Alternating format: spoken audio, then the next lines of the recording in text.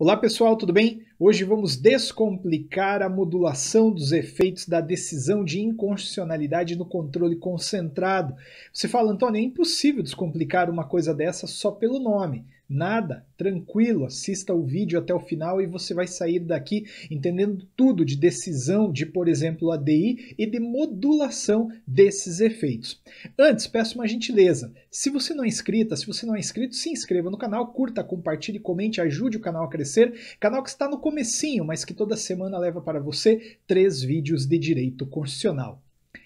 A gente sabe que o controle concentrado de constitucionalidade é desenvolvido no âmbito do Supremo Tribunal Federal, ao menos no que diz respeito à proteção da Constituição Federal, a partir de algumas ações. Ação direta de inconstitucionalidade, ação declaratória de constitucionalidade, arguição de descumprimento de preceito fundamental, ação direta de inconstitucionalidade por omissão, além de uma ação direta de inconstitucionalidade interventiva que não entra muito no radar, porque alguns acham que isso é mais técnica de intervenção do que propriamente controle de constitucionalidade.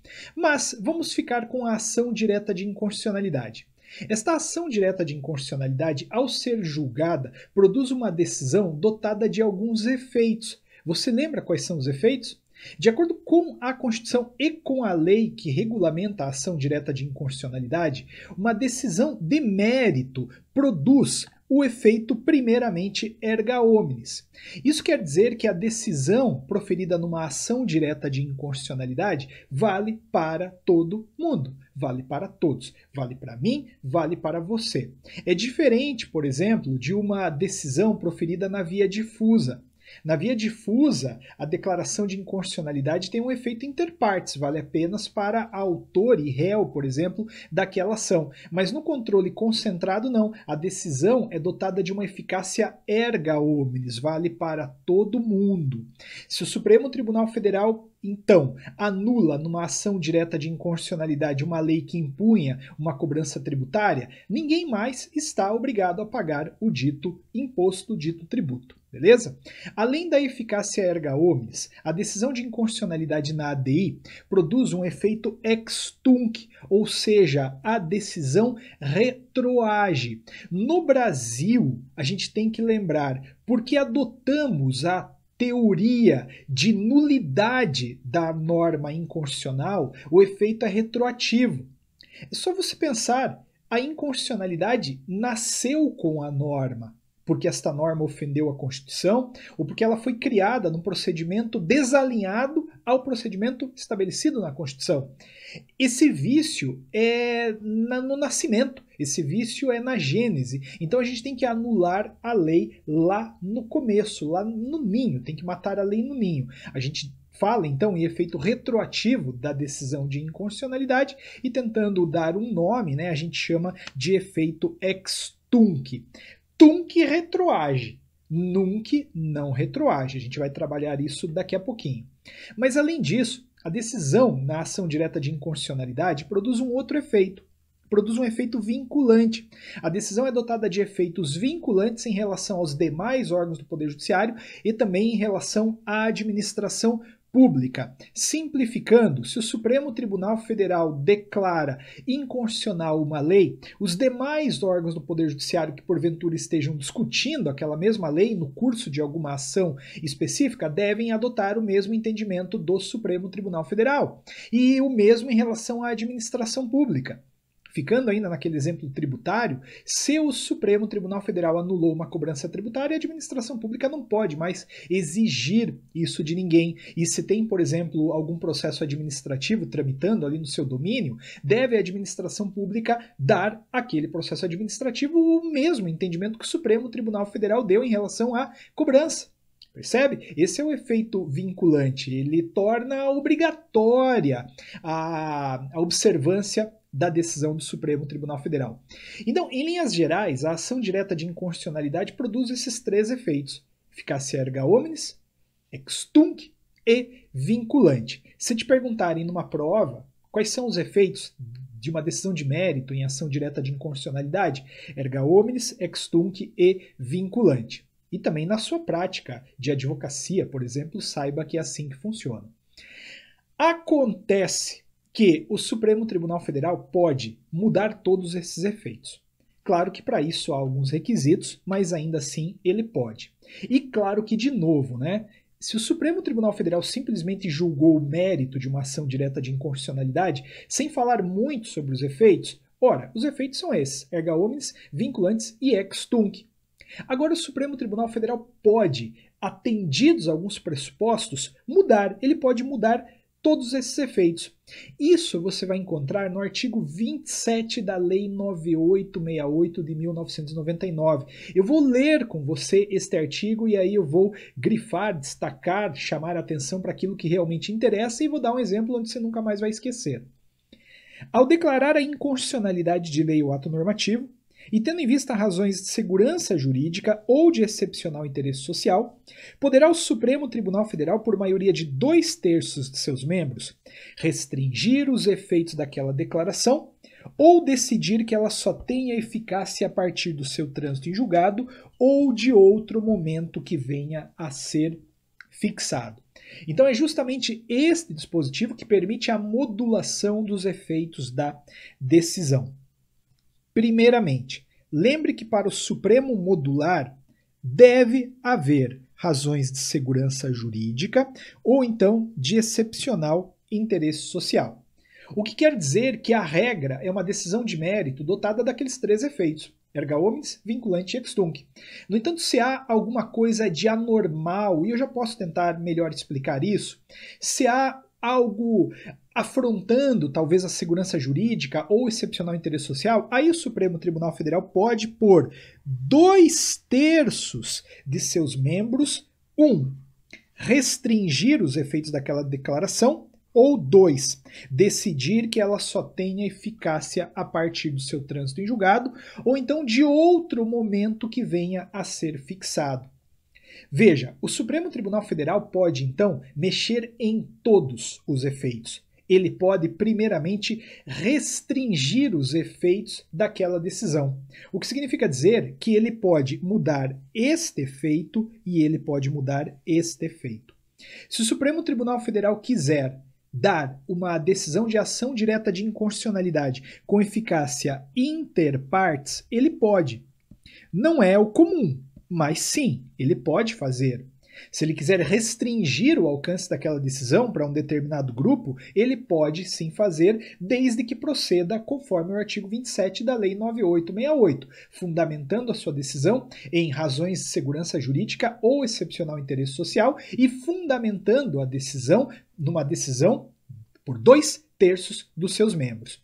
Agora, quando o Supremo Tribunal Federal quer, ele também pode mudar o efeito temporal. Ele pode atribuir um efeito ex nunc à decisão.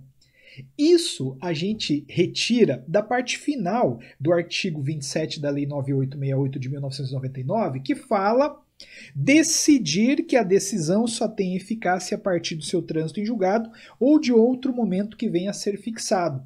Normalmente, é aqui que o Supremo Tribunal Federal modula. Mas sim, ele pode, querendo, restringir os demais efeitos daquela declaração, de modo que ele pode sim retirar o efeito erga omnes e atribuir à decisão uma eficácia inter partes e pode também retirar o efeito vinculante. Mas para você não esquecer mais, eu vou trabalhar com um exemplo de modulação do efeito temporal. Acompanhe comigo essa linha do tempo. Imaginem vocês que uma lei foi criada em junho de 2013. Vamos supor que era uma lei federal. No âmbito tributário. Era uma lei que acabou aumentando ou instituindo a cobrança de um determinado imposto. Com essa cobrança, com essa instituição, vamos imaginar a União começou a cobrar. Acontece que, algum tempo depois, em setembro de 2014, alguém ajuizou uma ação direta de inconstitucionalidade em face dessa lei federal que instituiu ou aumentou essa cobrança tributária. Até tentaram uma cautelar ali em outubro de 2014 para suspender a lei, mas o Supremo Tribunal Federal não concedeu.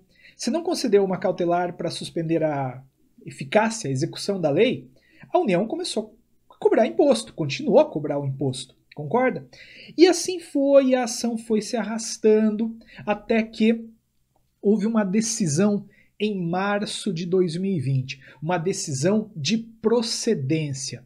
Se foi uma decisão de procedência, acabaram declarando a inconstitucionalidade da lei federal.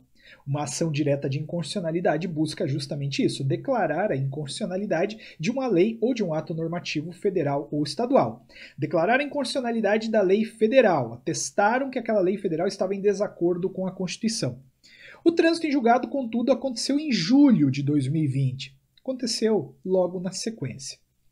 Bom, se foi uma decisão de procedência, num contexto em que não falaram nada de segurança jurídica, excepcional interesse social, os efeitos da declaração de inconstitucionalidade são 3: erga omnes, vinculante e ex tunc.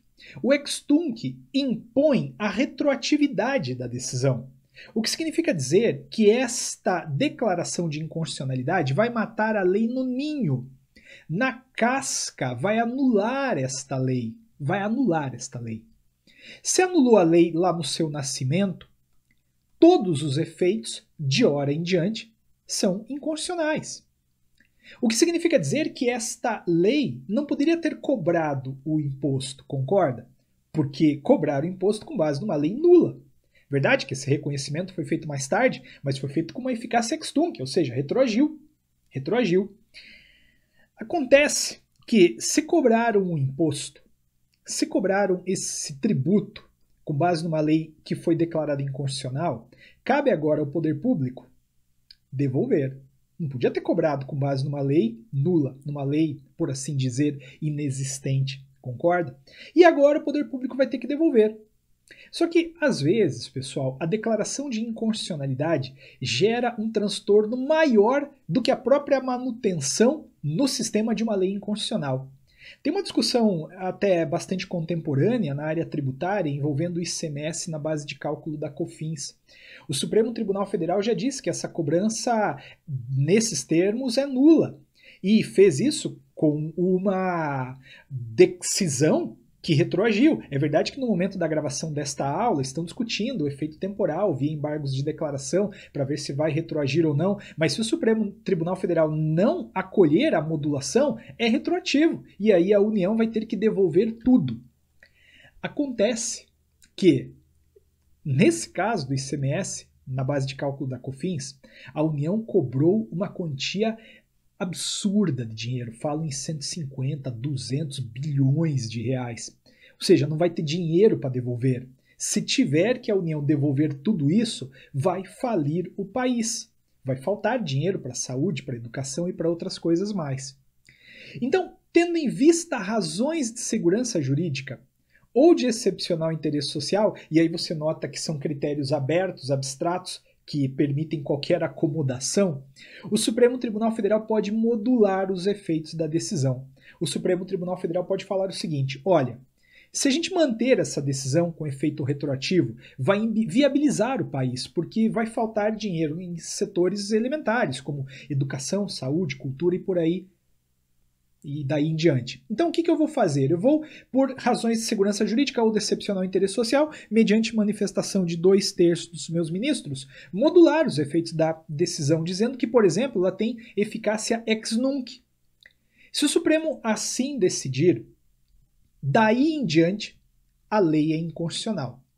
Daí em diante não pode mais cobrar, mas o que passou, passou. É constitucional. Então, sim, o Supremo Tribunal Federal pode modular os efeitos da decisão de inconstitucionalidade, tendo em vista razões de segurança jurídica ou excepcional interesse social, mediante manifestação favorável de 2/3 dos seus membros. Ele pode fazer o quê? Restringir os efeitos da decisão ou então dizer que ela vale a partir do trânsito em julgado ou de outro momento. Eu concordo que nesse caso da COFINS, do ICMS, é discutível o interesse social. De um lado, a sociedade pode falar, se devolver, vai falir a sociedade. De outro lado, os contribuintes que pagaram têm o direito legítimo de falar, eu não tinha que ter pago, porque me impuseram essa cobrança com base numa lei nula. Eu quero esse dinheiro para mim porque ele é meu. Mas aí é uma discussão para outro momento, não necessariamente para esta aula. Aqui eu quero apenas demonstrar o que é o artigo 27 da Lei 9868, quais são os efeitos de uma decisão numa ação direta de inconstitucionalidade e como pode ocorrer a modulação. E por fim, lembre que o Supremo Tribunal Federal tem precedentes dizendo que esta modulação pode acontecer também na via difusa, numa decisão dada por ele, Supremo Tribunal Federal, e também pode ser feita na via concentrada por embargos de declaração. É justamente o que está acontecendo no caso do ICMS na base de cálculo da COFINS. O Supremo Tribunal Federal deu a decisão, sinalizando que a cobrança era indevida, era inconstitucional, aí a União interpôs, ou melhor dizendo, opôs embargos declaratórios para tentar pelo menos firmar a tese, né? É inconstitucional, mas deixa daqui para frente, né? O que me desautoriza a cobrar, mas também não me impõe a devolução de tudo aquilo que eu cobrei, tá bom? Que comece a discussão. É muito questionável essa modulação de um ponto de vista de justiça, mas não vamos discutir isso hoje. Só queria objetivamente, mais uma vez, demonstrar para você como é esta modulação. Pessoal, muito obrigado, sigam o canal, ajudem o canal a crescer, o canal está começando, né? Mas ele está levando aí um conteúdo que pode ser útil na sua advocacia ou principalmente na sua carreira aí de concurseira, de concurseiro. Obrigado, um grande abraço para todo mundo, até o próximo vídeo de Direito Constitucional.